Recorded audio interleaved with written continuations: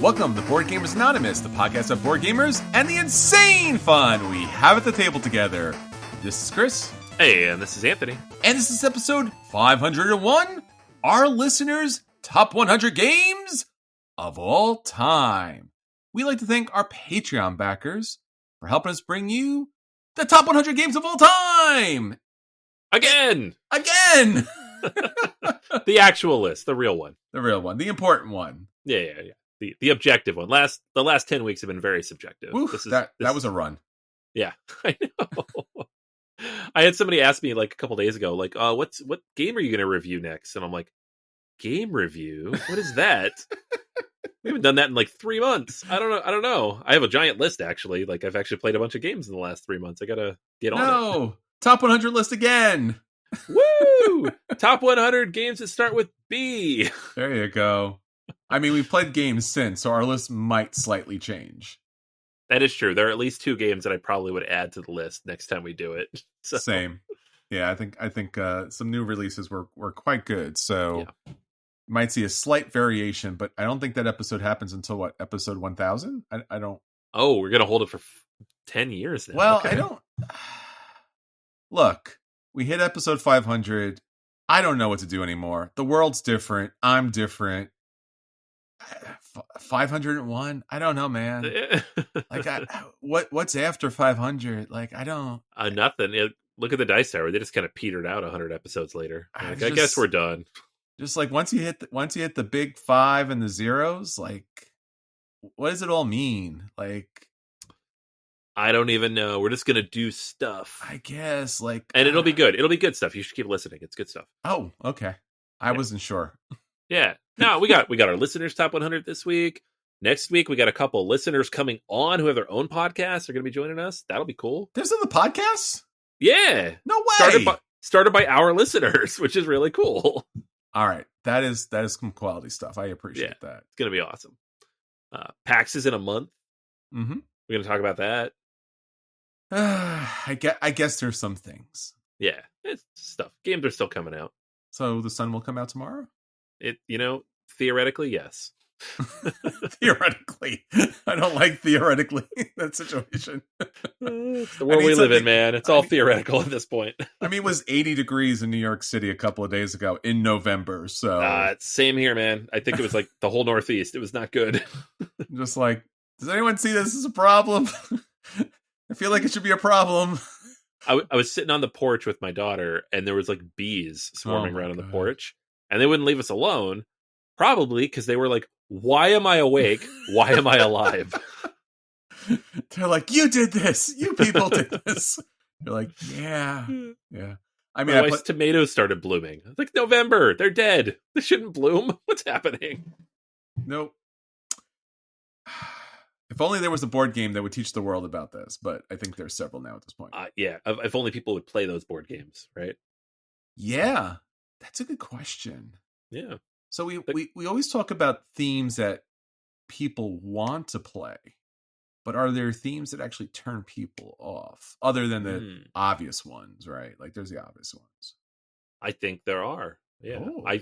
I bring games to class for my students, and there are certain themes that we're like, we're playing a game today for fun, and they're like, nah, it doesn't seem interesting. Like, what? It's schoolwork. I could just make you write something. That's true. I always tell people too, like, there's a game for everything, and they're like, no, and I'm like, oh no, there's a game for that, and a game for that, whatever they name, there's a game for that. So, yeah. I mean, I've always been overly concerned that people won't play Rococo because it's a game about a very fancy period of time where people are wearing fancy dresses and fancy jewelry. Isn't there a sequel to that coming out that's like baking but in fancy dresses? Yes, that's awesome. It's a smaller version of it, so I'm hoping that it's not a lesser, kind of game like what they did with Lacerda. Sure. So we'll see. Hopefully it's not a Mercado kind of thing, but yeah. Again, everybody wants to find that infinitely brandable and repetitive kind of mechanic that they can just monopolize it to the end of the earth. Yeah, it's true. They all look at Rosenberg and like, well, he pulled Patchwork out of A Feast for Odin, and now he makes a ton of money off of Patchwork. Just that alone. Everybody wants to have just that one game that they can just infinitely replicate. Or Boop. Boop. Yeah. There's a Azul. Halloween, there's a Christmas, there's, every Halloween it's going to be pooped. Or Let's Travel. Let's Travel's gotten multiple things. Let's Travel series for sure. And I think one of our favorite games, Rebuilding Seattle's getting Rebuilding Chicago. Yeah. Which seems like I get it, but also I think there's other cities who have been more interestingly devastated and rebuilt. I don't know how to say that comment, but there are. Well, it's hard though, because it has to be relatively recent. Okay. But not so recent that it's insensitive. Like, you couldn't have, like, Rebuilding New Orleans. That's too recent. Like, that's not okay. But Chicago, like, well, that was like 150 years ago. It's fine. Sure, I guess. Was it comedy is pain plus time or something? Yes, exactly. Yes, yeah. We need enough time for it to be funny. But if it's too long, they're like, well, it's too abstract now. Like, Rebuilding Rome? I don't know. Lisboa was a game, right? Lisboa was that. Lisboa all about great. That. Yeah. That's a good example. Yeah. So, yeah, there's things happening. There's things unhappening and then being rebuilt for some reason. So, yeah, that's the thing. I still don't know what the future will bring, but we're at a very good episode, Anthony. We love these episodes, and especially since it's its own very own super deluxe, crazy, kickstarted, crowdfunded list of top 100 games. Now our listeners are going to tell us. They're going to be like, bro, come on, bro. These are the games. These are the games. Ones. Nice. Here are the 40 to 60 games you guys didn't even put on your list. Nice to listen to your list. Now listen to the list. Yes. So a big shout out and a big thank you to all of you, hundreds of you who did participate and let us know your top 100. It's literally my favorite thing to do every year. Is I get, like, at the end of the contest, I go into the spreadsheet and I just get to, like, look at all of the submissions. There was nearly 1,000 unique submissions this year. That's from wonderful. Several hundred people who submitted. And I was just like, this is so cool. I'm a data guy.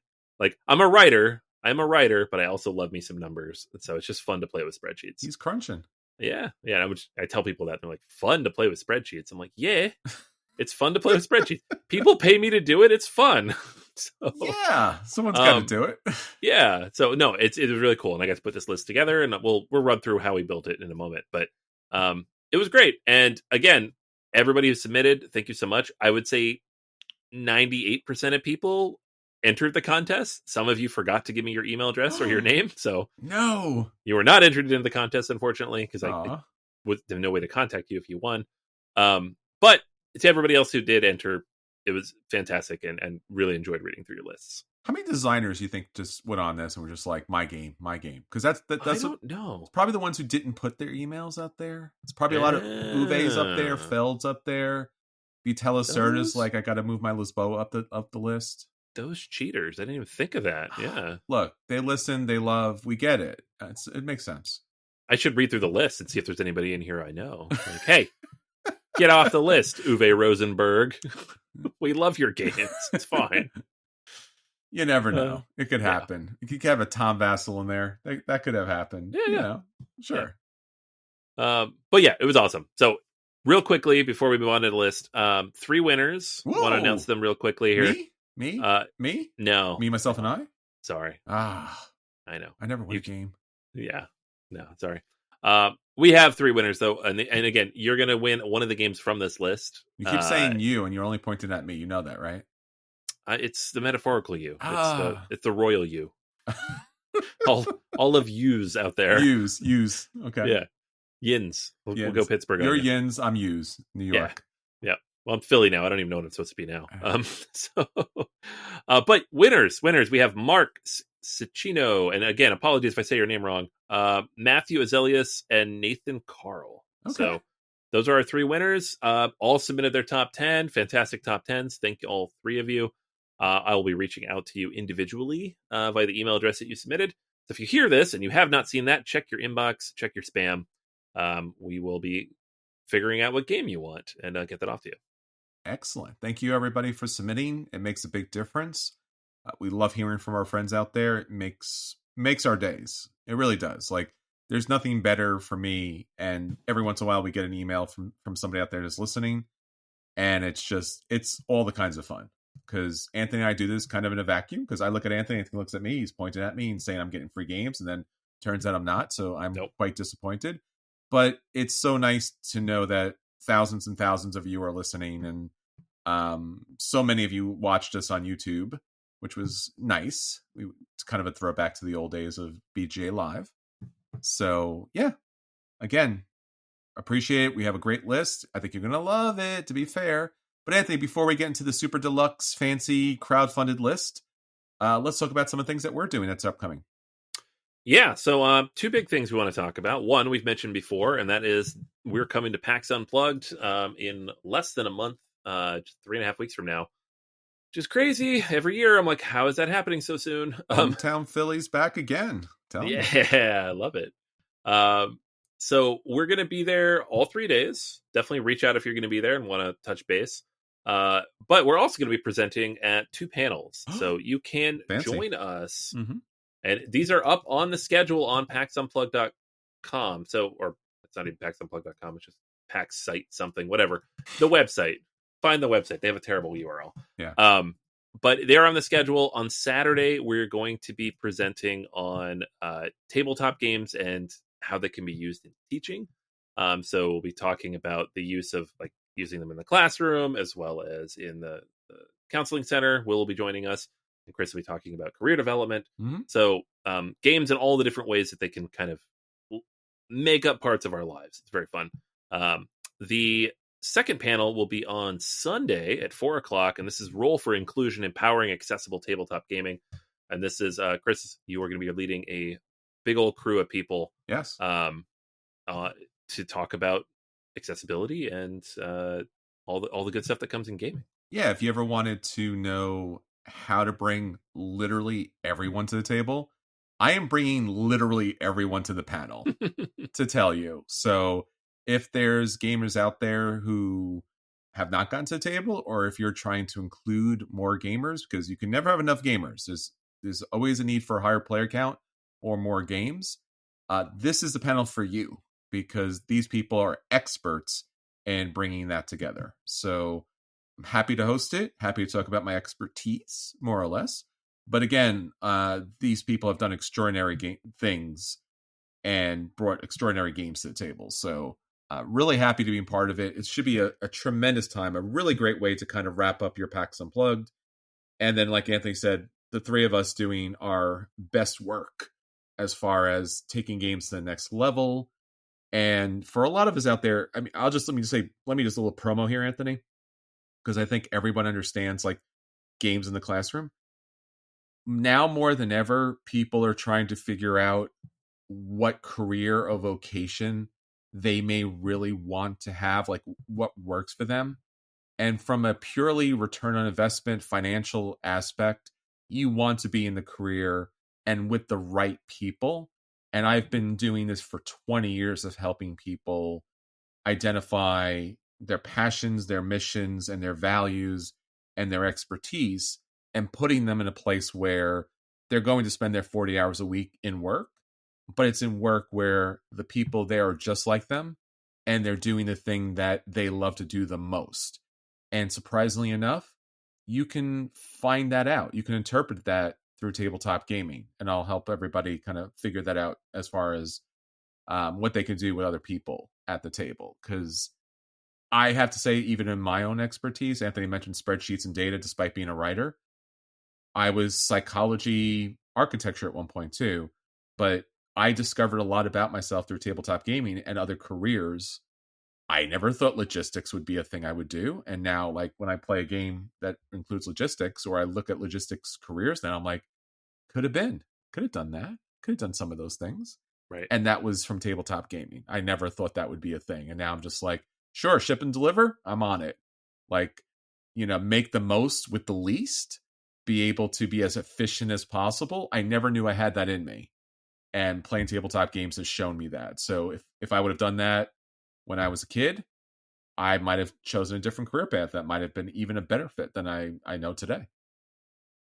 So there's a lot of good things with these panels, presentations. Please come to ours, but don't miss any of the others. I think a lot of times when people come to conventions, they're like, tabletop games. Like, yes, the vendors are there, the games are there, but take a look at all the panels. There might be something that piques your interest. And it has a lot of value to you long term. Yeah, for sure. Yeah, it'll be fun. All right. What else, Anthony? All right. Yeah. The other big thing we have is we have launched a new column and feature on BoardGameAcademics.com. This is called Victory Points. So this is a regular column that'll be publishing at least once a month, which we're going to be featuring research, case studies, discussions, professional and academic insights into, just the growing and nurturing diverse communities within the world of tabletop gaming. So we're looking for people to submit essays of a couple thousand words that explore issues around accessibility and inclusion and diversity and equity within tabletop games. So you can check this out on boardgameacademics.com/essay-submissions. We are accepting, for this particular column, we are accepting submissions year round. There's no call for proposal period. This is separate from the journal. Keep that in mind. So you're not submitting to the journal, but it's also not a full academic journal article either. It's more of an academic essay. So you can view all of the requirements and descriptions of what that looks like and what we're looking for on the website. There's a link here in the show notes as well. And yeah, if you have something that you would like to see if it would be a good fit, or if you just want to, recommend somebody that you think would be interesting to see published, please let us know. Reach out. We are excited to get this up and going. It's sponsored by Game Pathways, and we will be publishing hopefully the first time next month. Yeah. All our writers for the Victory Points are compensated too. So your writing benefits you, but also benefits the community at large, just like we ask for tabletop games so that we get to know your list. We also want to know your thoughts and ideas and experiences out in the tabletop industry. Maybe people haven't heard them. Maybe you have a unique perspective. Just check out Board Game Academics, and it has all the information there. And just email Anthony an outline. Just give him a sense of what you're thinking, and he can kind of guide you through the process here or there. Yep. All right, so that's everything that's happening with us, and again, with you out there. Now, let's get on to your episode. Anthony, our listeners' top 100 games of all time. All right, listeners' top 100 games. So how this worked was I asked everybody who submitted to our contest to give us a top 10. And typical ranking fashion, their number 10 is worth a point. Their number 1 is worth 10 points. Counted up all of the submissions, all 900, 1,000, whatever it was. I guess 2,500 or so unique individual submissions with nearly 1,000 different game entries. Mm-hmm. And ranked them based on which ones had the most points. Sure. So it's, again, I have fun doing that. It's a lot of fun. And the end result is always very cool. So couple things that come out of this. One, there are some things that get condensed a little bit. So if somebody's like Castles of Burgundy and Castles of Burgundy Special Edition, I just smush those together. That's Castles of Burgundy. Yeah. But if somebody says Pandemic Legacy and Pandemic, I keep those separate. Sure. Those are different games. So there's a little bit of subjectivity in here where I'm like, those are different games. Those are the same game.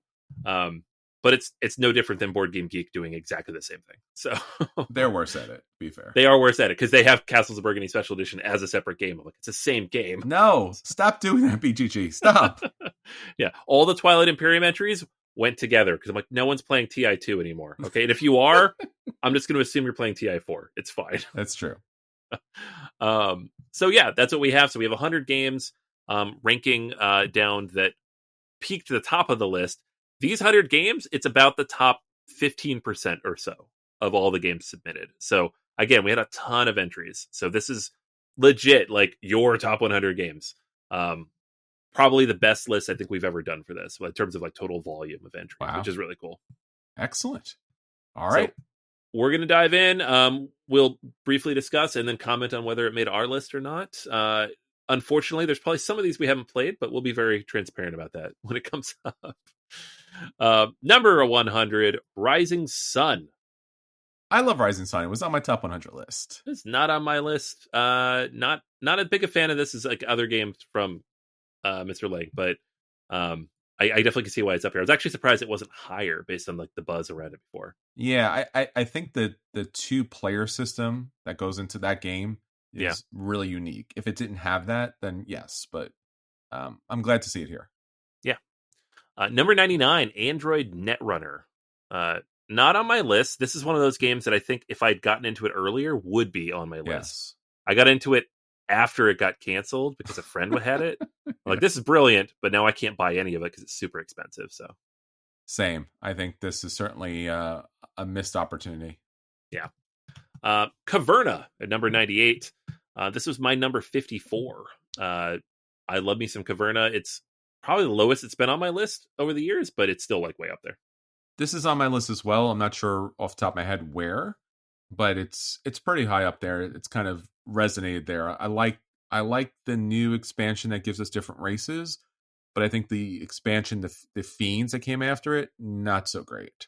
But it's still such a great game. And honestly, like, if you have to play a Uwe Rosenberg and you don't know the people at the table, this is probably the best one to go with. Yeah, I could see that. 97, Clank Catacombs. I haven't played the Catacombs version, but a lot of people were hot on this one.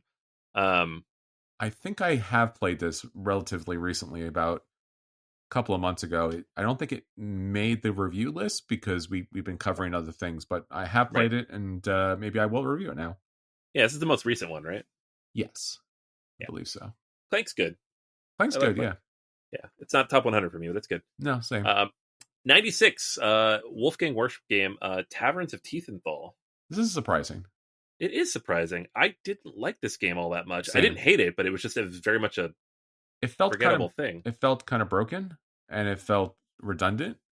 Yeah. And again, I don't have any bad feelings toward it. I was just like, I was surprised because I thought this was going to be like a great standout. Yeah, well, because so many games from him in a row were. Yes. Yeah, like this was coming right after Quacks, so maybe with the expansion it's better. I haven't played with the expansion. Same. 95 is Woodcraft. I know this is a game that kind of fell flat for both of us as a Suchi game. Super hotly anticipated and just didn't meet the mark. And I think there's so many unique things about the game that it should be in like, I think everyone's top 100, and just not. It just never landed for me. Yeah, same. Yeah, it has like so many things. Maybe it has too many things. I think that's it. I think it's what we talked about even. It's just like, it's a lot of stuff, maybe too much stuff. It doesn't quite gel. Because I remember playing it was just like, and then you can get the people, and you can build your little tableau, and also there's the dice, and you can plant the dice, and just like, maybe this should have just been a smaller game. Yeah. You know, just around one or two of those aspects instead of like the 4 or 5 that comes into play. I will say the wood cutting and gluing is one of my favorite mechanics. It's the last so genius. It's so cool. Obvious. It's so genius. Yeah, it's so good with the dice. It's so good. And money is blueberries. So I love that. Yeah, it is a very cute game. 94, Clans of Caledonia. This was my number 11. Not on my list. One of my favorite, just economic, Euro type of games. New expansion coming to Kickstarter, I think next week. So I'll be back in that. It's big box too. It's a lot of stuff. So very They're finally going to do a big box version of their tiny little game. Big box compared to what it is. So no, it's a regular size box, but it's a lot of stuff. Because that was the whole thing initially, right? They shrunk everything down so that they could afford the shipping. Which ironically is probably one of the reasons the game's so successful. Yes. It's because you had a relatively chunky Euro in a tiny little box that was easy to carry around. Mm-hmm. 93, a game I think we both like. It just kind of faded from time, and it's a little more basic in terms of mechanics, is Dominion. This could be just a lifestyle game, period. Yeah. Like, I can't imagine why it wouldn't be. The app came out recently, and it's really good. It's a really good app with all the expansions. I think it was quite expensive for all the expansions. It's very expensive, but it's good. Yeah. But I think it's been Dominion. I mean, to its credit, Dominion rose above all the other deck starters that took after it. And yet at the same time, like you said, Anthony, I think I don't know. It's not redundant at all, but there's just so much out there for it. There's so many games that take what Dominion does and build on it. It's deck build. I mean, it's deck building, right? Yeah. Deck building. If you want multiple mechanics, it's not this, right? Yeah. All right. 92, Paladins of the West Kingdom. Sure. This is one of the better games from this designer, and it was on my top 100 last time. It did not quite make it this time, but I do quite like this game. I think Architects is the one I've kept in my collection, but this is like a close second to that. It's all of these games kind of blur together for me. Right. I mean, I feel bad about that, but they really do. I think I'm probably going to agree with you that this is the best of them, but I don't remember because they do all blur together. Yeah, this one was like the longest one. It took too long to play. I think if it was shorter, I would like it a lot more. But it was like a 3.5 hour game, and for a Shem Phillips game, I'm like, it's too long. Is this one where you're converting people? Yeah. Oh, okay, that's why. Yeah, it's problematic in other ways too, but mechanically, it's interesting. Yeah, no, yeah. It's not Earth, so it's not... Okay, it's fine. All right, number 91, Sleeping Gods, a game I have not played, but you have. I played all of it, and it's not bad. Red Raven Games, Ryan Lockett, like, he is locked in. Yeah. Sorry, Ryan, that's terrible. I don't know. I played all of it. We talked about it. Like, it's fine. Yeah, it does a thing, as all one of our listeners said, as they've now quoted us. I was about to say, they're quoting you. They're quoting me. Say it. Yeah, I appreciate that. It's fine. It's a thing. It's fine. It does a thing. It does a thing. It does a thing. I think it's also it's a thing is also a thing. So there's a lot of those. There's a lot of those. Yeah, it's good. Yeah, it's. I'll never play it, but it always looked interesting to me. Sure. I don't like that type of game. But number 90 is a game I thought I would like because I liked the Red Cathedral. I liked Shinkansen 0K, which is designed by these two designers, and this is the White Castle. I just found it to be a little too simplistic as a worker placement type of game, but it's very pretty. Sure. And it has some interesting mechanics, like with like the little workers on the bridge. It didn't quite click for me. Like it wasn't a dodge or anything. It was just like, it's fine. And I passed it on to somebody else who really wanted it. I have not played this. I've seen it in multiple places. People, I think, again, just like you talked about Clans of Caledonia, the small box chunky Euro, it plays. Yeah. I have not played it, though, for some reason. Everyone's like, oh, White Castle. I hear good things. Like, oh, yeah, it's good. I bring it with me. And I'm like, oh, cool. Everyone's played it. Yeah. I think it's too late for me now to play it because everyone's played it out a little bit. It's light enough that you can play it a bunch, but not so light that you're going to keep playing it a bunch. Sure. Right? It's still a Euro. People burn out on it. Yeah. So. 89, Andromeda's Edge. I know we both had it on our list around the same place. 37 for me. I think 35 for you. Yeah. Brand new game, but it did make the list because we also both had Dwellings of Eldervale on there before. We did. Which recently came back into print, but not all of it came back into print. Some of the stuff did not. So I was just like, after all this time, and people were like, you know what? You made a better game now, so maybe not Dwellings. So I was just like, oof. I feel bad for that publisher because it's a different publisher. They're like, we had it first. I'm like, yeah, but you never printed enough copies. Big mistake because I would have bought that. Yeah, like, me too. Yeah, 100%. And if I'd had that, I might not have bought this. So possibly, you're right. It's a very it's a Gaia project kind of situation. It was just a lot of money. Like I don't know that I would have gone this far in on this type of game if I already had like the same thing. But who knows? I also make that decision all the time. I'm bad at that. All right, number 88, a game I have not played in 10 years. Wow. How did this get on the list? Yeah. People remember this game? I guess. Yeah. It's got that Stonemaier shine to it. It's still shiny? I guess. I know they reprinted it. It was always interesting. It's a cool idea. They reprinted it. They okay. I believe they reprinted it at some point.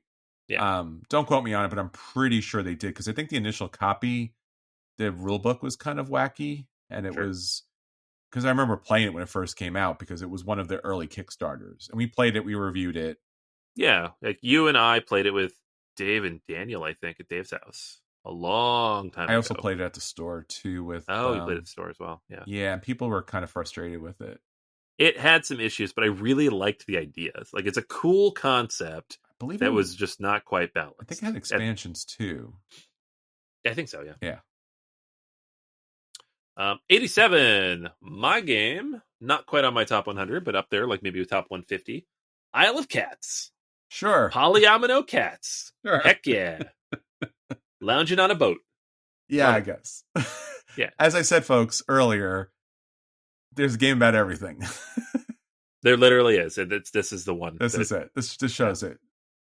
Polyomino fantasy cats sleeping on a boat. I still have not played it. Maybe I should not continue to play it just to keep the meme going. But if I would play it, I'm not against playing it. Honestly, I think you'd like it. It's a drafting game. It's not. I like drafting games. Yeah, like the polyominoes are secondary to the card drafting. I'm super allergic to cats, but I'm not against cats, so it's fine. I'm not anti-cat.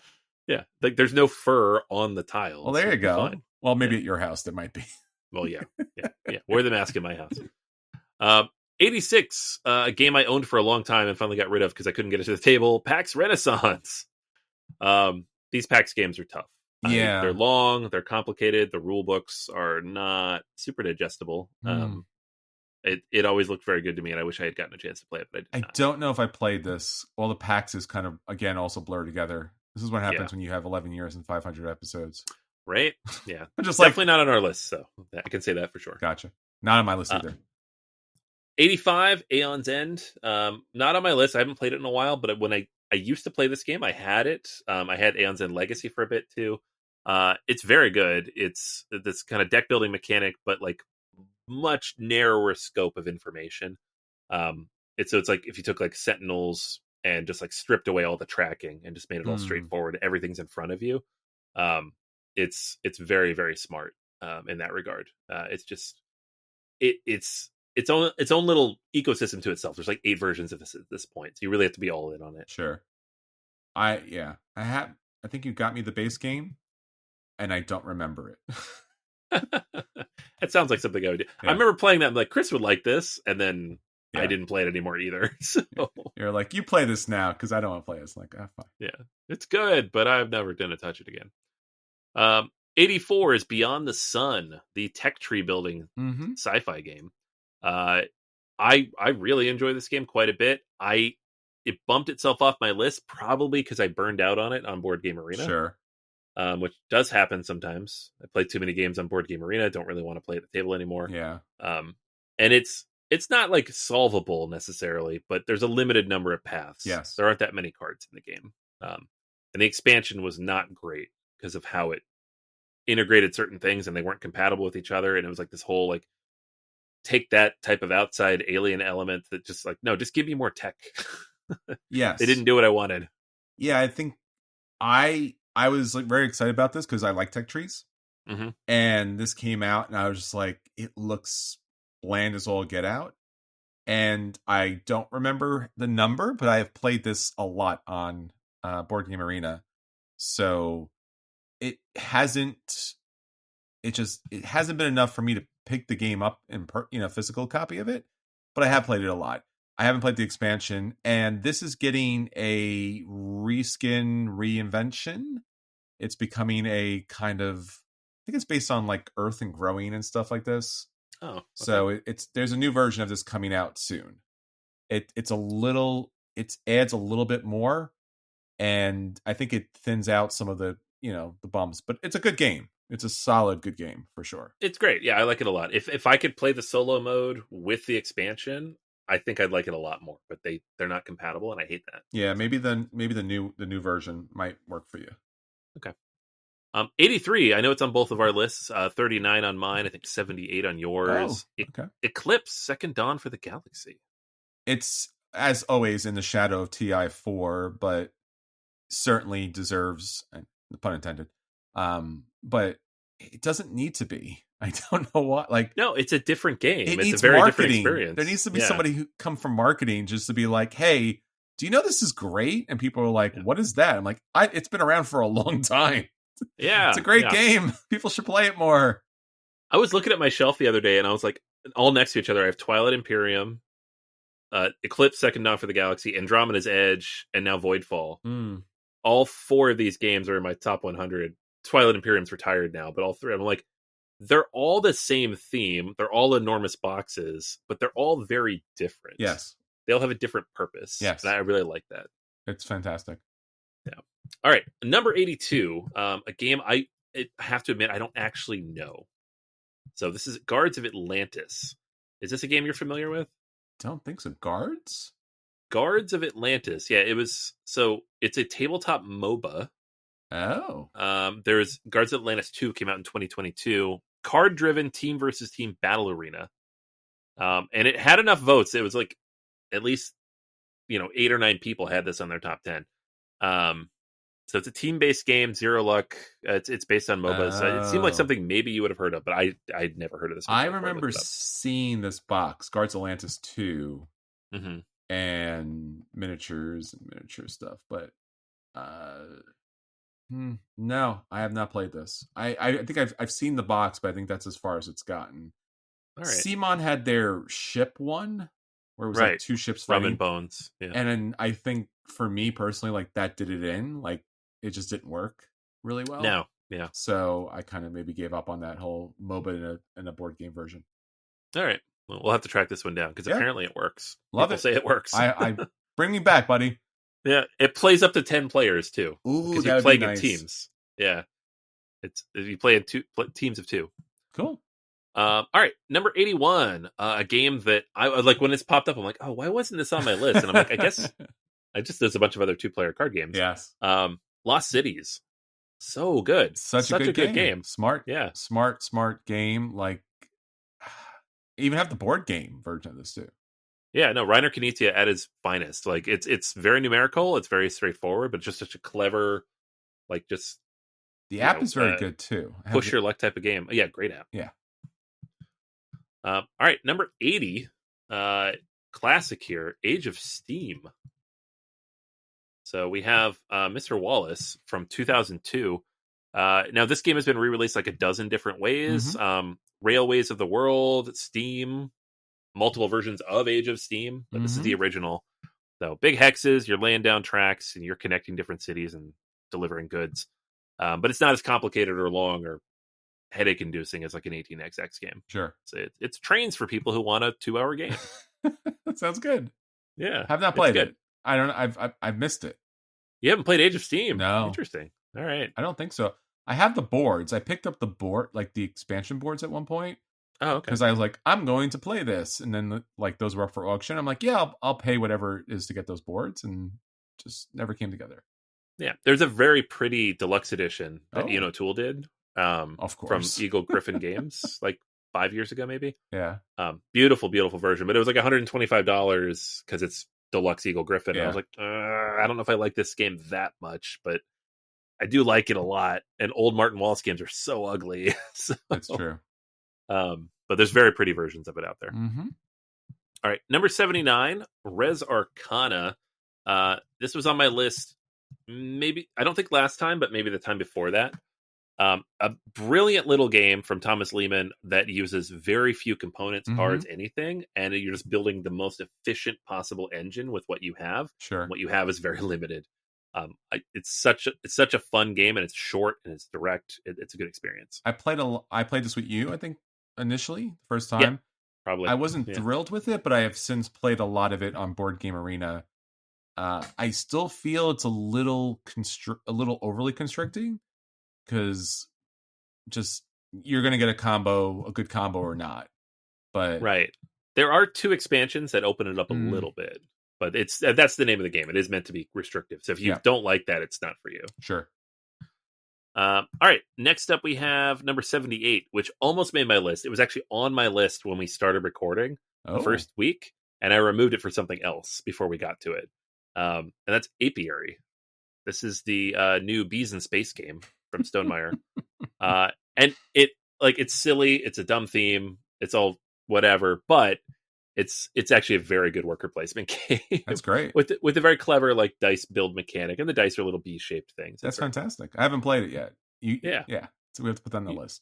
We should play that. Yeah, and I just got an expansion in that like adds more possible tiles and cards. Sure. So it just like opens up replayability. And it's solid. 77 is a game that I owned for a little bit. I think you were there when I bought this. I think so. Yeah. And it just didn't click for me. Maybe because I'm not a huge horror fan, but Final Girl. So this is based on Hostage Negotiator, and Hostage Negotiator is a game and like you roll a bunch of dice and you're trying to negotiate with someone who's taken hostages before the hostages die. this is the same type of thing. It's very dice driven, luck based, but like you're mitigating that luck, and you're trying to survive as the final girl in a horror movie. It's extremely popular, and there's like 20 or 30 different versions of it with the different themes from different horror movie tropes. Brilliant. It's very clever. It's very well done. I gave it a buy, but it's just not for me because I'm just not the horror person. Sure. I wish I'd kept it because now my son is a huge horror person, and I think he'd love this game. Yeah. But I did pass it along at some point. Yeah, it was such an inventive idea, another brilliant idea that why should this not be a thing? It fits so well with the solo mechanic. And I remember this being up on crowdfunding. I was just like, I should back this. I should back all of this. Because again, it was another one of those games where it was like, hey, do you want this game? And like it's 4 to 8 expansions at the same time. And I'm like, yes, no. Yeah. And I couldn't do it. It suffered from the Kickstarter expansion or bubble. Like it was just too much all at once.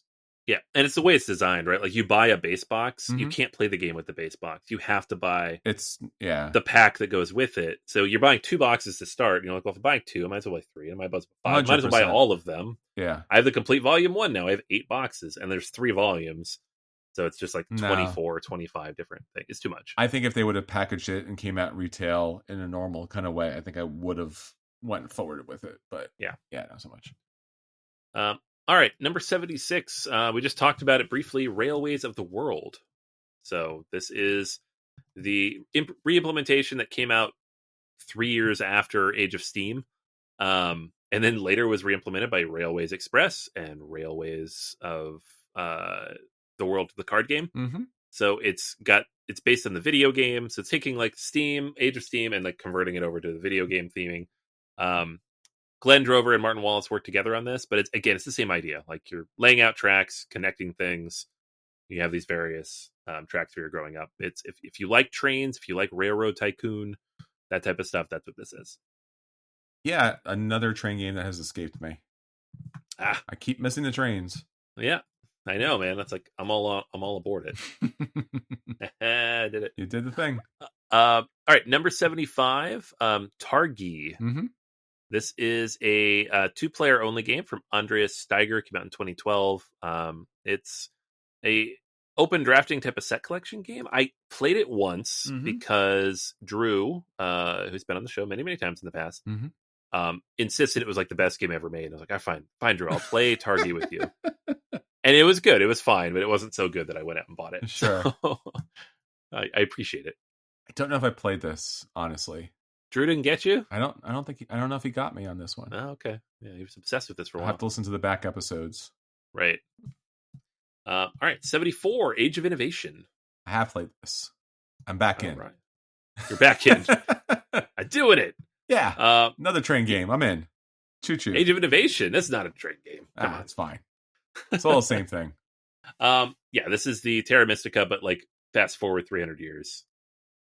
Development thing. It would have been on my top 100, except I chose only to include Gaia Project this time around. So it's great. It's a solid new implementation. If you want one of these, this is the one to get, right? It depends on what theme you want at this point. It's great that it's up here too, because this is also another version that could certainly get lost because it doesn't have the name recognition. Oh, for sure. Yeah. 73 is Cascadia.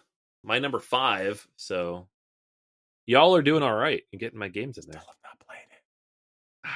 It's Anthony won't play it with me. He's like, there's an app now. It's on Steam. I go over to Anthony's house. He has all these games, and he's like, look at all these games that I'm not going to play with you. Oh, sure. That's what happened. And then I cry, and he's like, ha, ha, ha, I have the best games in the world. Now go home and play your, worn out copy of Seven Wonders. I'm like, no, I want to play the good game. There's like 90 games behind you right now. You don't know that. I can see them. They're right behind you. We'll play Cascadia at some point. Sure. Number 72 is Catan. You all know Catan. What? We all love Catan. What is this game? Catan. Say what now? What? Catan Van? Catan Van. Settlers? Catan Van. Do you mean Settlers? What now? No, you're not allowed to say that because that's problematic. Just Catan. Let's forget that there's settlers involved. Okay, sure. All right. 71, PAX Pamir. I love that these are next to each other. Yes. Thematically. That's great. Fantastic. PAX Pamir 2nd Edition, Cole Worley's update to his, at one point, very difficult to play PAX game. Now much easier to play. Beautiful production. Fantastic use of history. Just a wonderful tableau builder. Is there anything this man can't do? Come on. No, you got crazy woodland creatures. You've got crazy nonsense in space. You've got the great game in Afghanistan. It's all over the place. I mean, seriously, dude, take it down a notch. Like, you're just showing off now at this point. Like, right? Catan was just there, and like you were like, no, let me try something a little harder. Better. Hold my beer. Just saying. Hold my beer. All right, number 70, Teotihuacan. This was my number 19, and it's this great rondel game. It's got a fantastic approach to, just building up your resources and building up the pyramid and building up 40 other things. There's a lot going on in this game. And now with the deluxe edition, it has joined the ranks of games that I can't get off my shelf. Board and Dice did a really good job, and a really good thing for the rest of us getting that game at a reasonable price. It didn't make my top 100, I think, just because it doesn't hit the table anymore. It used to hit the table all the time. Yeah, it has kind of faded a little bit. 69 is Oathsworn. Scary trees. Yeah. That's all I'm saying. Scary trees. I keep hearing about this. I have a friend in the area who keeps inviting me to join his group's Oathsworn game. And it's not that I don't want to, it's just it's always bad timing. But trees. At the same time, I look at it, I'm like, do I want to? Yeah. Same thing. I have a friend trying to recruit me constantly for this game. I'm just like, I don't know. Scary trees and rats. I was like, there's so many plastic miniature games out there. I don't know if this is the one. Right. Yeah. It's fine. But it's there. Apparently, you can drop in and out easily. That's the thing everybody keeps telling me. Like, no, you can just join. It's fine. I'm like, okay. Just be careful of the trees. I don't know how that's a campaign game then, but whatever. Watch out for the trees. That's all I'm saying. Trees. Crazy, scary trees. Mm-hmm. 68 is Clank. We just talked about other Clank. This is a Clank I've played. So I play. Yeah, Clank's good. Clank's great. Clank in a lot of ways kind of, I don't know, messed with Dominion's lunch because I think there were a lot of deck builders, some better, some worse, and then Clank came along and like went deck builder and worker placement, and you were like, bro, I'm in. And then Dominion kind of fell off a little bit. Yeah, and I feel like a lot of games did this all at once. Yes. Like Deck Builder plus X, and this is the one that came out of all that. Like, you don't hear about Tyrants of the Underdark anymore. You don't hear about Trains anymore. It's true. You hear about Clank. Number 67, best auction game of all time, in my opinion, Raw. Yeah, I think so. I'm trying to think. No, I think so. Yeah. Yeah. This for sale's up there, but this one's really good. I love for sale. But you're literally talking, especially now with the super deluxe version. Like for sale, you can get for like $10, and Raw's like $90 or something if you're lucky. Yeah. Yeah. It's a nice production, but it's expensive. Yes. It's great though. It's fantastic. Reiner Knizia again. It's his best game, I think. I would say. Again, I think it's one of those games where, from a career perspective, I'm just like playing this. I'm like, I will never enjoy and or win this game. And I'm just like, yeah, I'm winning and enjoying this game. How is this a thing? Yeah. I'm like doing like risk analysis and pushing my luck, like things I don't do in life. I've won this game. This is a game where I've won so much. I can't even properly explain how. I couldn't give you a strategy for it. I'm just like, right. Yeah. Press your luck, buddy. Press your luck. All right. Number 66 is The Crew. Mm-hmm. This is the cooperative trick-taking game. And there's a bunch of these that have come out now, but this was like the one that broke through. Yes. And this is the outer space one. Yes. Yeah, so I collapsed them a little bit. Okay. I think we had several people voted for both of them. I just put The Crew in here. Oh, sure. So the Deep Sea is the better of the two versions. Some people voted for, the outer space one, and that's fine. Like, it's all the same mechanics, but that's why it's here at 66. Both good. Split up. Yeah. Great game. Number 65, Zolkin, the Mayan calendar. This was on your list too, right? It's on 65 at mine. Yeah, it's so amazing that it's still a classic. And it's so great to see so many classics on this list too. Zolkin is, again, it's not weirdly enough, it's not been reprinted in a solid gold version at this point. I know. Is that Yeah, weird? they haven't. I like. It feels like the kind of game that you would want to throw up and do a deluxe edition on. I can't imagine why they haven't done it at this point, considering what they've done with everything else. Like the Yeah, wheels in that game are prime for like I guess. overproduction. I guess maybe it's CGE and they just don't do that. Good for them. Yeah, Good people there. yeah. Keep it affordable, even though it's got a really cool production. Yeah, love it. It's cool. Go see if you haven't seen it. Go see it. It's got a cool wheel. Yes. That's the thing. It's the wheel. 64 Wormspan. This is dragons, but Wingspan, but dragons. Yeah. Recently, I was at a game night, and some people were like, "Should we play this?" And I'm like, "You should play that." And they're like, "Wingspan." I'm like, It's better than Wingspan. Yeah, it just like the flexibility and the actions you get because of the egg system. It's a better mechanic. Like not the egg system, the dragon things. Like it's just better. The cave thing is a little cumbersome, but it is, but it's cool because it gives you a whole extra thing to do. Sure. I'm not mad at it. I love dragons, so yeah. I give them credit for actually going with Wormspan instead of Dragonspan because like that's a baller move. Like no one's gonna know what that means. Right? Yeah, you put this on a shelf in Target. People are like, what's a worm? I don't want to play a game with worms in it. You're just like, no, it's worm with a Y. They're like, they have still wings. No. Daddy, get me the worm game. Like, no, it's not a. No, honey, you don't want the worm game. No. Oh man, it's good stuff though. 63 Hansa Teutonica. Man, I gotta tell you, our friends out there, they are hardcore classic people. This is like the kind of when you talk about a dry Euro, and I mean that in a very positive way. Like this is the saltine of Euro gaming. Saltine. It is. It's no, it's super dry. Yeah, it's good. Super dry, but it's a little tasty. Yeah, and it's got salt. It's all that you need. It gets people out there. Again, I think last year we were at Level Up, and our friend Chris and Aaron were playing Hansa Teutonica, and I was like, really? And they don't play Euro games generally, and they're like, yeah, we like it. I'm like, oh, okay, welcome aboard. Yeah, no, it's good. All right, 62. Another good one. It's a good entry. It's just a funny one that I did not expect here. Space Base. Yeah, this is another game that like was a thing for a minute and then just disappeared. But yeah, it's got that Machikoro mechanic. You roll dice, everybody activates that number.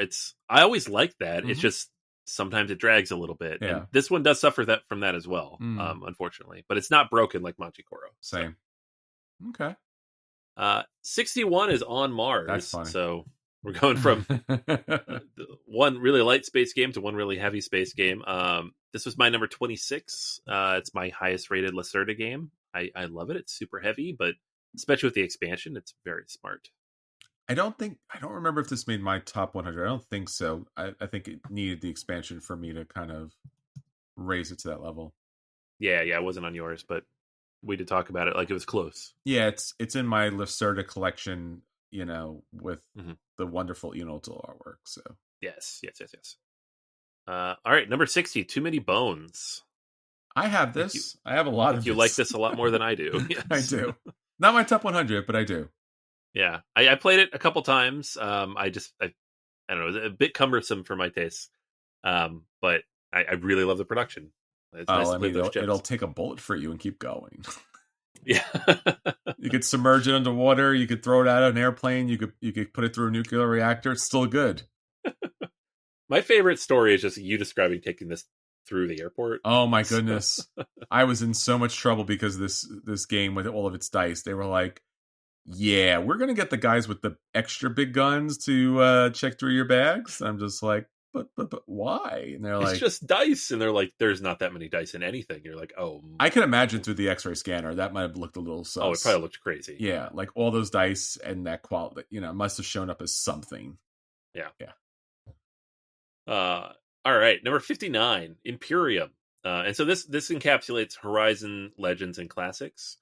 So this is the Turchi Buckle game that has it's the same mechanics, but like you're playing as different civilizations across these different things. So there are like some historical ones, some legendary ones, some mythical ones.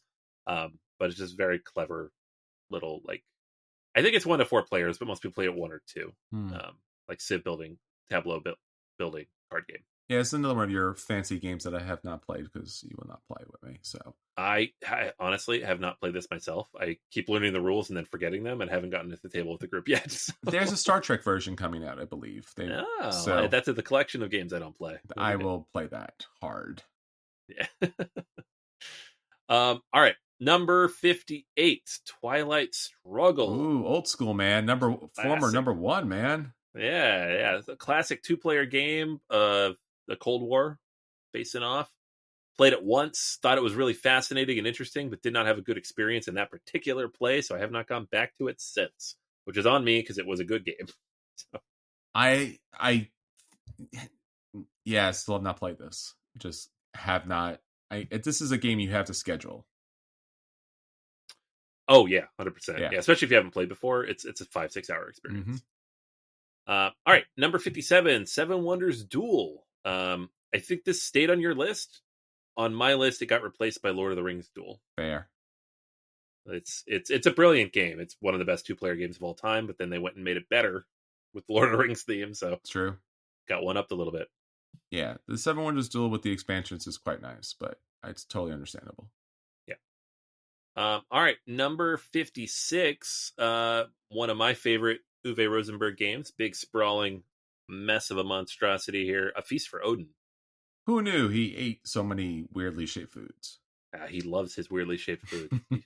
You don't even know, man. Maybe he literally does like weirdly shaped foods. This is his way of sharing that with the world. I love it. Yeah. 55, Cthulhu Death May Die. Oh, yeah. Giant plastic Cthulhu. Yeah. Cthulhu baby. Again, this might be a dream, so if you're listening out there, please confirm or deny here. I think they came out with a Godzilla expansion that you can play in this game, and it fights Cthulhu. I gotta look that up. I don't know. Either some AI was doing a thing online, or that's actually a thing. Godzilla versus Cthulhu promo. All right, see, that's a thing. I didn't make it up. No, it's big chunky Godzilla too. Yeah, that's great. Cthulhu's in trouble, bro. Just saying. Yeah. Well, now I have to get this game just to get that. I know. Yeah, except it was a promo at Comic-Con, so of course, probably it's $4,000. Stupid CMON. Wow, so it's going to be cheap, is what you're saying? Yeah, it's normal CMON prices. Mm-hmm. All right. Speaking of dinosaur-like creatures, 54, Dinosaur Island. That's great, man. I'm so happy that this is here. I don't know if I really might have forgotten if this made my top 100. I don't know if it made yours. It did not make mine. It was close. It did make yours, 57. All right, cool. Almost the exact same spot. Look, me and our friends out there, simpatico, man. Just saying. Yeah. It's a good game. It's really easy to teach. That's the thing I always tell people. It's got a lot going on, but I can teach it in 5 minutes. Sure. It's very easy to teach. And you can set the length of time in the game too, which is really smart. Which is huge, yeah. Because if you don't have a lot of time, but you want something a little crunchy, you get a game like this. It's got amber dice with DNA in it. Cool. Like, yeah, they did it. It's very cool. Mm-hmm. 53, Nucleum. My number 29. This one came out just last year, but it manages to pack just enough stuff in to be really interesting without going too crazy. I enjoyed my first play, even though I didn't know what I was doing whatsoever. And it didn't make my top 100 because I have not played it since, but I will. So it might get back there at some point. Right. Number 52, we have Brass. And this is just Brass, Lancashire. Oh, okay. Original Brass. Yeah, we got more Brass coming later. Oh. So we've talked about this at like 800 different angles and ways. Like this game was fine. It's a very good game. The original version was ugly. The new version's not, but it came out alongside a better version, which we'll talk about in a little bit. I wonder if this game will just go down in history as like the most successful redesign in like the history of tabletop gaming, like forever. I think right now it is. Yeah, it went from 0 to number 1. I have not seen any game come even close to that. Yeah, for sure. 51, Dune Imperium Uprising. I've recently played Dune Imperium with all of the expansions. Somebody at the game store brought everything, including like Etsy made mats and dice trays and everything else that came along with it. And I'm just like, ew, well, this is everything. We played with everything. And now I can say Uprising I still like better. Okay. So I've not played Uprising yet. I have everything, plus all the miniatures for just Dune Imperium. Sure. I will not buy Uprising because of that, but I would love to play it someday. Yeah, sounds good. 50 is Everdell. Sweet.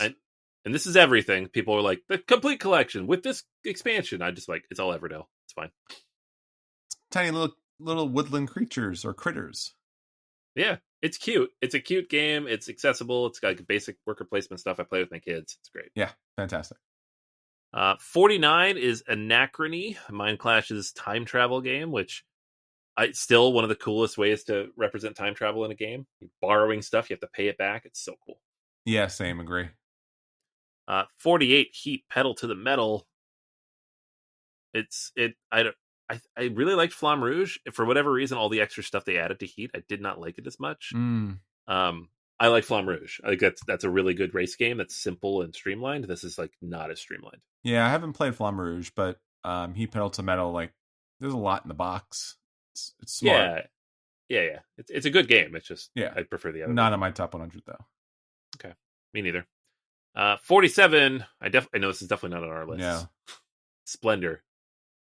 I don't know how it did it, but it did it, and I keep trying. Nope. Sure. Yeah, I mean, there's nothing wrong with it. No, there's nothing wrong with it. I just want to love it more, and I don't. I just can't. Yeah. We've been talking about this game for 10 years. Yeah. It's a game. It's a game. 46. Say it together now. Blood Rage. Yes. Talked about Rising Sun at number 100. This is Blood Rage at 46. This is the version of Eric Lang's formula that I really enjoy. Mm-hmm. This is my favorite of these.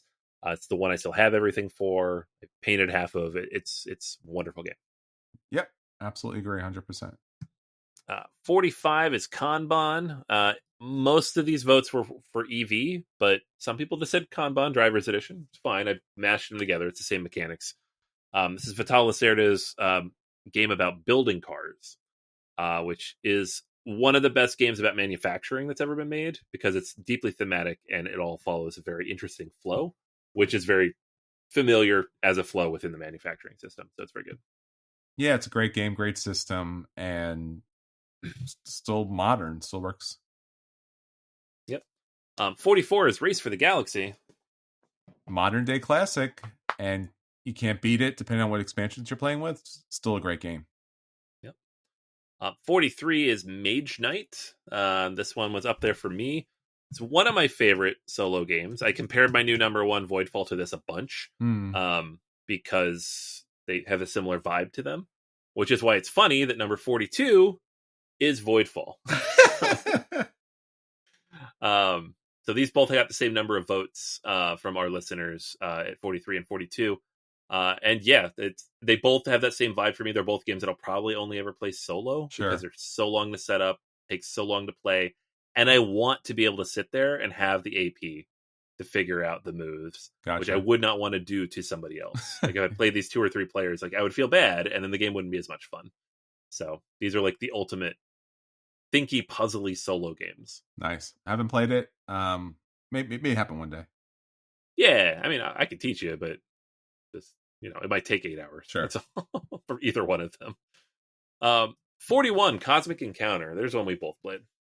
Cosmic Encounter, it's the most random of random games out there.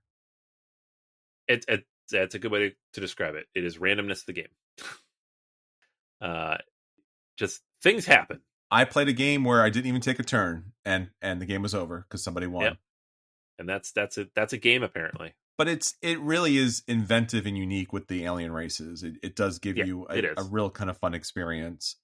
So, this used to be Tom Vassel's number one for like endless numbers of years. Yeah, it was his War for the Ring. Yes. All right. Number 40 is Pandemic. This is one again where I like condensed a lot of. There was like Pandemic or Pandemic with this expansion, Pandemic Iberia. I'm like, those are all close enough. But Pandemic always gets a lot of votes. There's a lot of people who really enjoy this formula of gameplay. I've played a couple of versions of this. I'm not sure which is the best, but they're good. I still stick with Iberia. I think it's the best. That's the one with like the late 19th century, and you're trying to solve like cholera. And it's a smaller map. It's tighter. There's more interesting things about movement and water. Which one was the one with Rome? Oh, Fall of Rome is good. Yeah, you're not dealing with diseases. You're dealing with like the barbarians. That's what I think. That was the one I enjoyed. Yeah, that one's good too. I never played the Game of Thrones one. It was always kind of somewhat on sale, but also at the same time incredibly unnecessarily expensive. Yeah, there was a lot of like there's that. There's the Wrath of the Lich King one. Oh yeah, World of Warcraft one. Sure. There's the Star Wars one, the Clone Wars one. Those start to add a little bit too much. Yeah, just like, give me the basic formula with a couple tweaks. Gotcha. All right, 39, Gaia Project. This is my favorite version of this formula. It's my number 8 game. It's fantastic. It's modular. It's got cool technology tracks. Really works really well solo. Great automa. Fantastic game. Not my favorite version, but it's still a very good version for me. 38 is Innovation. Mm-hmm. Not a game I've spent much time with. I feel like you've probably played it more than I have. I've played this a lot, especially back in the day. It's all about, civilization building and splaying your cards out. And it certainly has a unique vibe, and it has its audience, and it's still a solid game. Yeah. 37, Marvel United. Never heard of this game. Do not own any of it. Don't know what you're talking about. Why is it not even $10 worth? Nothing. Well, definitely not $10 worth. No, not $10 worth. Quite the opposite of $10. Oof, too many dollars worth. This made my list at number 96, and I like if I was building the list on how much I had spent, it would be top 10. Yeah. I love it. I got the multiverse stuff in recently. Same. It's cool. Big old Galactus. Yeah. It's cool looking. I wish I played it more, honestly, for as much stuff as I have. Sure. Somebody was like, usually go to game night to get games that usually do not get played, or really big, heavy, crunchy games. And someone's like, I saw in their collection of like Marvel United games. I'm like, we should play that because we all own this, and it's not getting table time.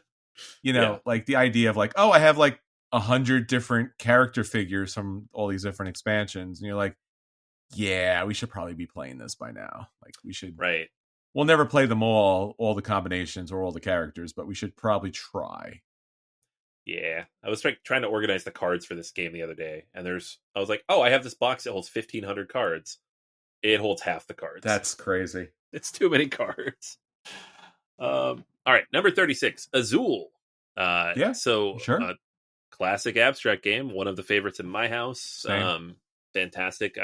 I'll play any of these, honestly. My favorite is Summer Pavilion, but I like all of them. 100%. Yeah, I mean, they're all quite good, so you can't go wrong. Yeah. 35 is Keyflower. Aw. I've not played this. Oh, wow. This is a classic. classic. Owned it. I was there. Like, you saw me buy it. I owned it for years, and I never got around to playing it. This is another game where if you come in playing Euro games and then you play Keyflower, it just like knocks you around because you're building stuff other people are going to use. Yeah. And when you use their stuff, you lose your people. So it does take a second to kind of like wrap your brain around it, but it's quite a good game. Yeah. One of these days I'll play it. 34 is Power Grid. Power Grid is just an all-timer. It's number 27 on my list. We talked about Raw as one of the best auction games. This is up there. It's top 5, top 10 auction games for sure. Raw has a lot more of that press your luck that goes along with it. So it's nice to see the variations, I guess. Both very good. Yeah, like Power Grid's not a pure auction game, but it's really interesting how it works and then feeds into your economy that you're building. Agreed. 33 is Nemesis, which I keep seeing on all these top lists, and I've still never played it or seen it at the table anywhere. I saw it at the table once a long time ago, but I have not played it. Yeah. I'm not a huge Alien fan, so I don't know if I'll track it down, but one of these days someone will say Nemesis, and I'll say sure. I think it's cost prohibitive for me. I think it's really expensive, like the recent kind of crowdfunding was just like, oh, if you wanted everything, yeah, it was like $1,200 or whatever. Crazy. But to be fair, the alien actually does pop out of your chest, so it's fine. Oh, okay, that's good. So you get to die for the $1,200. Well, you're gonna want to feel like you're dead after spending $1,200 on this game. So, yeah. Oh man, it's not even like an IP they're paying for. No, it's their own thing. I know, like it's kind of a stolen IP, if anything. Oh, totally. Yeah. All right. Next up, another space thing. Star Wars Rebellion at 32. We both had this way up on our list. Oh yeah, fantastic game. I think you had it higher than me. Mine's at least in the top 10, might be in the top 5. Yeah, it was up there, like 6 or 7. Yeah. It's Star Wars, the board game, which we never thought we'd get, and then we got it, and it's brilliant, and bam, that's what we wanted. Yeah, if I could send this back in time to me as a kid, that oh my gosh, I would just love the heck out of this, because it's basically it's all the toys in the box too. Yeah, absolutely. 31 is Through the Ages. So that's all the Through the Ages? Through the Ages? Yeah, all of them. All of them. Yeah. Both of them, I should say. New story, regular story. I didn't differentiate. Yeah. It's amazing. It's an amazing game. Better on the app because it's a lot of moving little cubes. This is a weird one where a lot of the time, if I played it more digitally, I took it off my top 100. Sure. This is one where I didn't, because the app does feel like you're still playing the card game. Agreed. And it takes the same amount of time. It's like an hour long. I mean, I would love if one day, if they did reprint this, if it got like a Eclipse version where like it had the plastic holders for all those things, or at least the inset boards. That would be cool. Yeah. To streamline it. 30 is Pandemic Legacy Season 1. Mm-hmm. All 3 seasons got votes, but this is the only one that made the list, which makes sense. It's the one everybody played if you're going to play any of them. So I had it on my list for a little while. I've dropped it off since then because I'm never going to play it again. Like, it was an amazing experience. It was one of my favorite gaming experiences. I played it with my wife, but I'm never going to play it again because I did it. I'm done now. It was previously the number 1 game of all time before I think Brass came along, or was it Brass? Gloomhaven knocked it down, and then Brass knocked it. Yeah, it's at number 3 or 4 now. Have not played it. Yeah, and if you're not a huge Pandemic fan, there's no reason to. Sure. But it's still the best Legacy game 10 years later. 29, I was very surprised by, because this is way up there and it got a lot of votes, is Revive. So this is a 2022 game. It is in the top 100 on Board Game Geek. So this is from the Santa Maria crew. I have it. It was fine. I didn't think it was that great. And then I was looking at this. I'm like, oh, people love this. I have not played it. I've heard about it a lot, but have not played it. Yeah, I have it. I got the expansion. We should play. Yeah. 28, Barrage. I mean, it made a comeback. It had its problems when its initial release, but people love the crunch, man. It is a very crunchy game. A lot of very interesting decisions. Everything you do hurts somebody else, and that makes a lot of people happy. It's a tough one, but it's really good. 27 is Tapestry, the Civ game from Stonemaier. I'll be honest, I never went back and played it with the expansion stuff. Same. But it burned me out without the expansion. I would love to play with the expansion stuff. Jamie Segmeyer, clearly you are, voting on this list. Send me the expansions so I can see if the game is better. Because I had a lot of promise for this game. Yeah, I played it a bunch. At least, I don't know, the 6-7 times before I reviewed it, and it never quite clicked. Well, he admitted that base game had problems. Yeah, it was very imbalanced. So, 26, I know a game you like, Orleans. I love Orleans. It's fantastic. It's bag building, and the expansions are hit and miss a little bit, but if you can get more of the technologies, so it just mixes things up, it's wonderful. Right. 25, Obsession. I have the new expansion coming in the mail tomorrow for this. I'm very excited. Lucky you. Yeah. Yeah, Obsession, I'm obsessed with it. We've already talked about that. People know. Yeah. It's Victorian England, the game. And it makes no sense, but it's such a brilliant game. Yeah, no, it should not work in any sense, but it really does work well. 24 is Wingspan. When we've done this list in the past, this was like number 1, number 2. It's dropped down a little bit. I think Wormspan is taking some of its votes now, but still an all-timer up here from Stonemaier. Sure. It's Birds. Birds of the game. Birds. 23 is Twilight Imperium. I mentioned this before. This is all the Twilight Imperiums. Most people voted for 4. Some people didn't specify. A couple people said 2 or 3. Wow, 2 or 3. I'm sorry I'm not representing your versions, but this is just Twilight Imperium. I mean, it's one of the best games of all time. It's on our Hall of Fame. Yeah.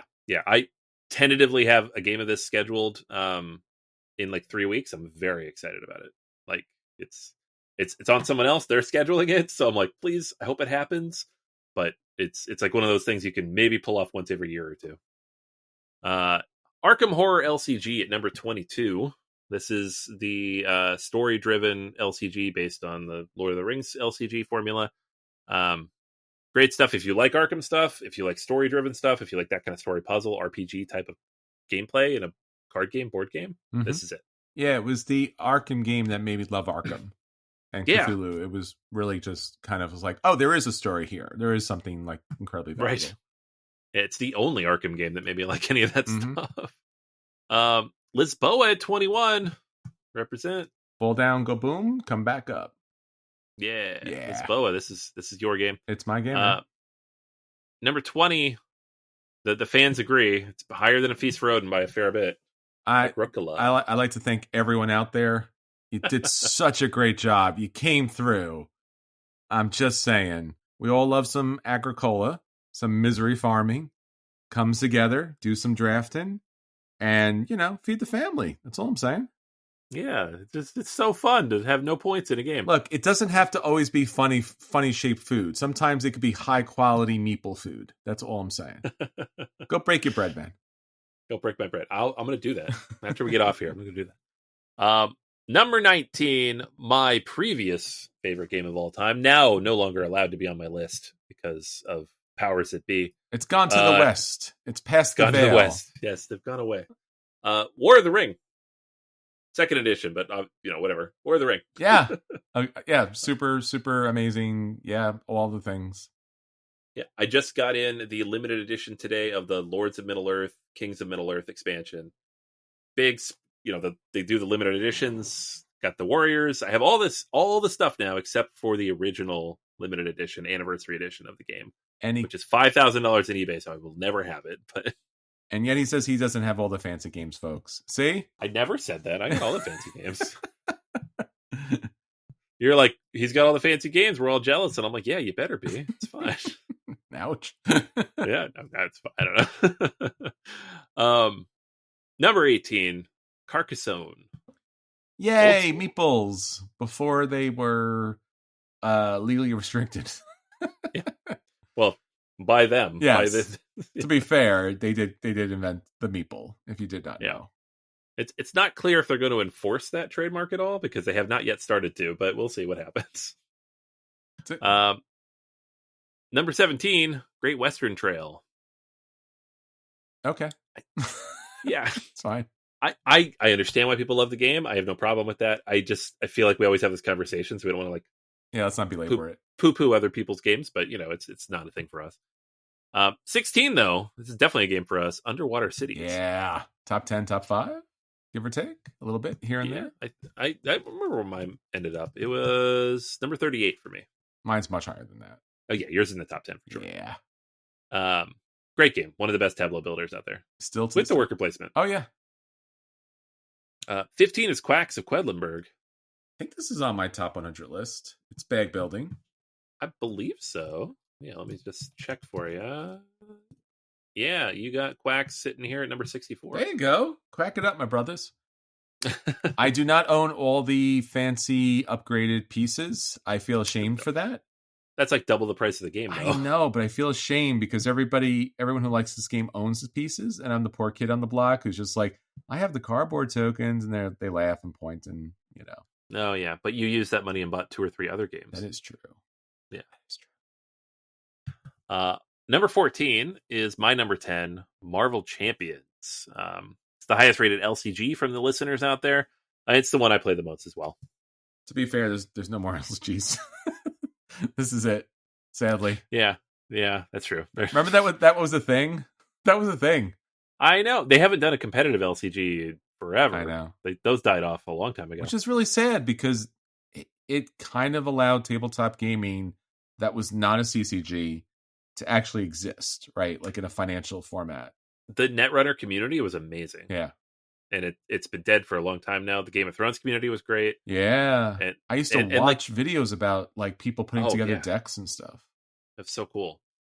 And now you can't even find people to play with, let alone do anything with the cards. Nope. All right, moving on. We got number 13, Viticulture, another Stonemaier game. Stonemaier is like ruling this list. Jamie is like number one fan, bro. Did you see the tattoo? Did you? Oh my gosh, he's in here doing this. I mean, he's got to be. Jamie, we talked about this. It's not okay. I'm just kidding. He's not doing that. I'm gonna get in trouble. No, Viticulture though. This is it's a worker placement game. It's one of the core worker placement games at this point. Sure. Like the Essential Edition with all the Tuscany stuff built in. It's fantastic. It's cute. It's clever. You have variable worker sizes and types. Mamas and papas. First game to really do that effectively. Yeah, it's great. Cards are a little wacky, but other than that, it's great. Number 12, this is another good old classic and a gateway game, Ticket to Ride. Can I get my Pennsylvania, Great Britain? Yeah, that is the best one. Yeah. Still, there's been like 4 new map packs since then. This is still the best one. Yeah. So you've got the technology set and you've got the stock set. Mm-hmm. That's what you want.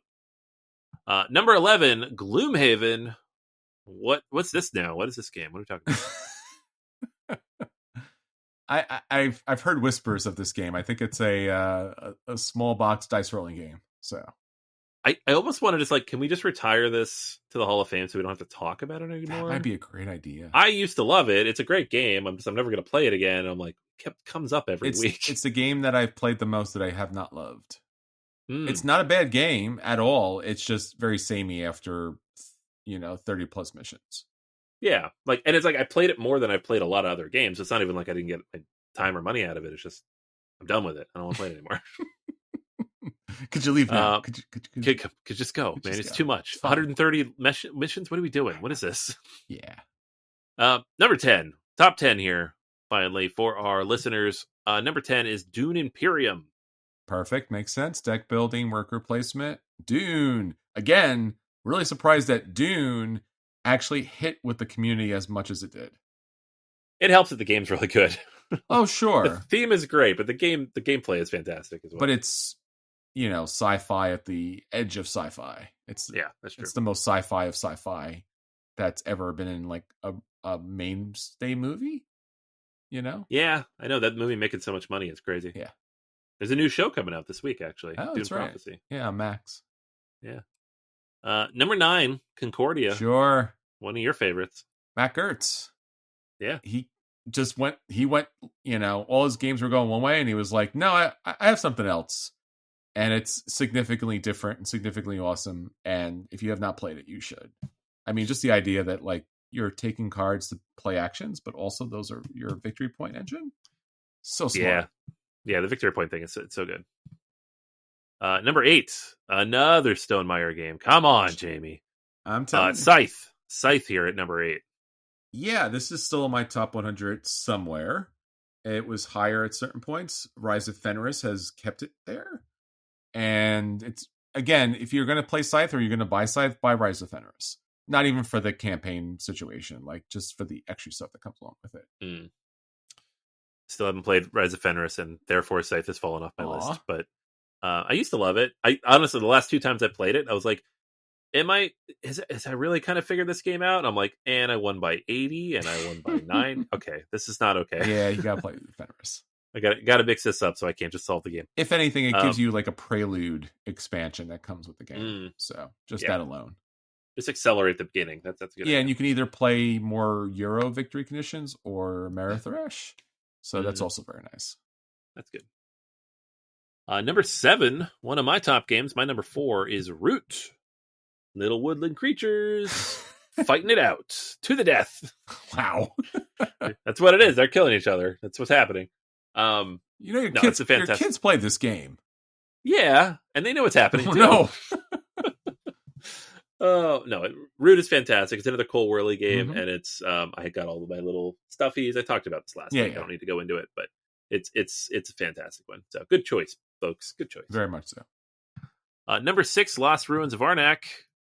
So both of the worker placement deck building games made it to the list with Dune Imperium. Mm-hmm.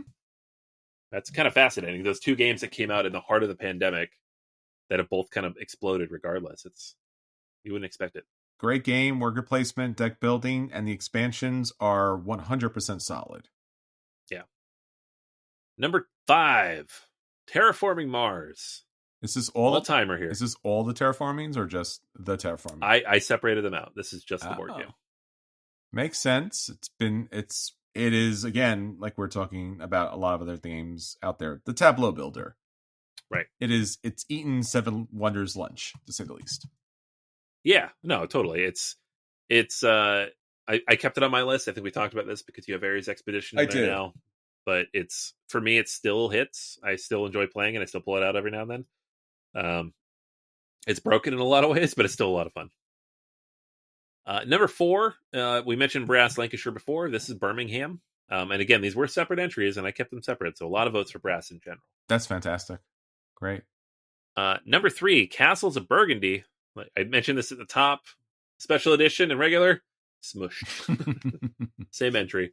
But yeah, Stefan Feld's masterpiece game, that the one everybody knows at least. Yeah. Not saying it's his best game, at least in our opinions, but it's the one everybody's played. It's true. Number 2, Spirit Island. Big, chunky, heavy, lots of stuff going on. Cooperative game that somehow solves the issue of the alpha player. Multiple expansions. So many expansions. And too many expansions. Oh yeah, way too many. I 100% agree.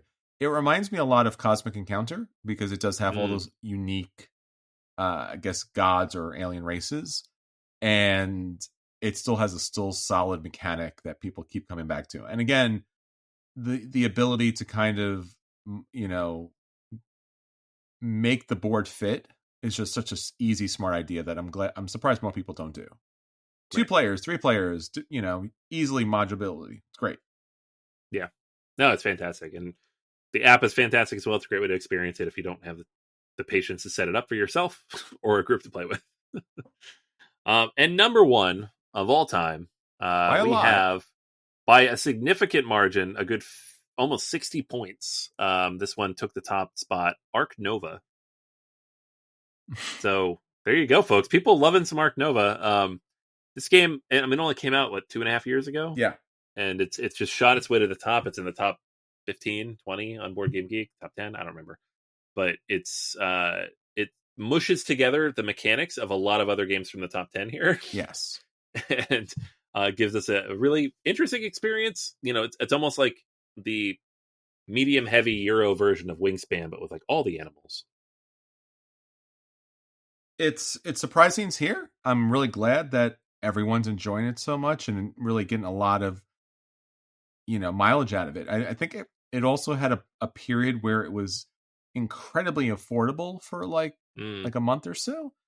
I think that might have helped as well. And for it to be the number 1, bravo, my friends, great job. Yeah, Ark Nova. Yeah, it's on Board Game Arena. That helps. Yeah. I think they just announced an app for it too, which is going into early access nice. Next week or next month. So it's a lot of ways to play it. That certainly helps. Have you played the Marine expansion? Yeah, it doesn't really add any. I didn't find it essential in any meaningful way. So I know a lot of people swear by it. I'm like, I don't know what this adds except more cards, and not a fan of that. Sure.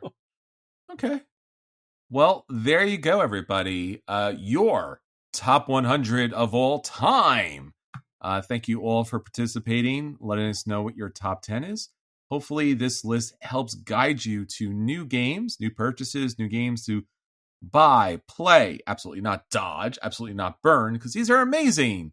These are the best games of all time. Again, thank you for listening to ours, and we love listening to you. So again, please hit us up on all the social medias, especially Facebook. Question of the week will be coming back because we'll be back on regular episodes. Obviously, the end of the season is going to be a lot of fun, different episodes coming up pretty soon. We'll have some buyer's guide for the holidays. We'll have our own BGA awards and looking forward to next year, and especially PAX Unplugged that's coming up. So stay with us. Join us on patreon.com/BGA. Help us celebrate our number 500 episodes in 11 years.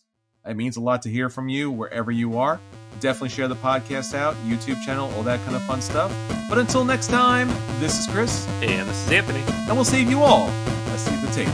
Take care, everyone. Bye.